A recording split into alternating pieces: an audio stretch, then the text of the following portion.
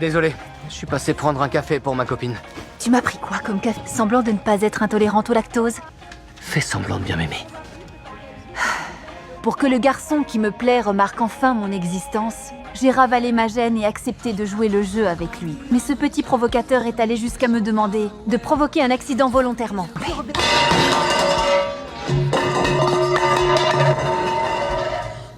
Et voilà donc un très bel exemple de perturbation soudaine. Visiblement, mon plan avait fonctionné. Mais ce n'était pas encore suffisant. S'il devait venir me parler de lui-même, il fallait frapper encore plus fort. Très vite, la plus grande fête de l'année du lycée arriva. C'était l'occasion parfaite de me rapprocher de Justin. Je veux pas savoir comment vous avez élaboré un plan aussi tordu, mais je suis à fond. Quoi? Non, il faut un costume sexy. Sérieux? Winona Ryder est magnifique. Peut-être, mais elle est pas sexy.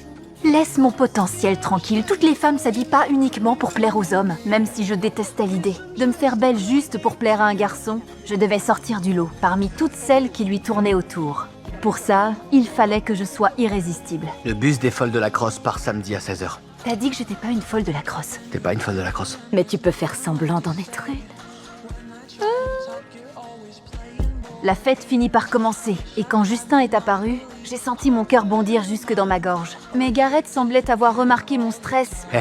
C'est un mec comme un autre, ok? Lorsque Justin a enfin posé les yeux sur moi, Gareth m'a soudain attrapé par le bras et a voulu partir avec moi. Il m'a entraîné à travers la foule. Pour rendre la mise en scène encore plus crédible, il s'est penché à mon oreille. Parce que là, c'est maintenant que je te chuchote à l'oreille toutes les choses que j'aurais envie de te faire quand on sera plus que tous les deux. Tu peux rougir. Je pensais que cette comédie touchait enfin à sa fin, mais contre toute attente, il m'a entraîné dans une pièce. Alors que je m'attendais à toute autre chose, mon regard s'est arrêté sur les cicatrices, qui couvraient son corps. Je suis parfaitement capable de dormir par terre. Eh ben moi aussi.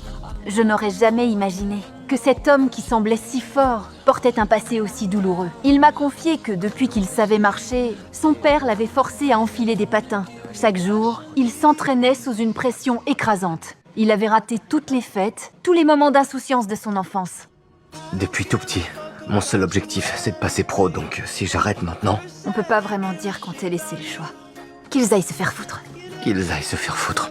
Cette nuit-là, nous avons parlé pendant des heures. Et pour la première fois, j'ai eu l'impression de voir une autre version de moi-même. Quelqu'un emporté par les attentes des autres, sans jamais avoir vraiment eu le choix.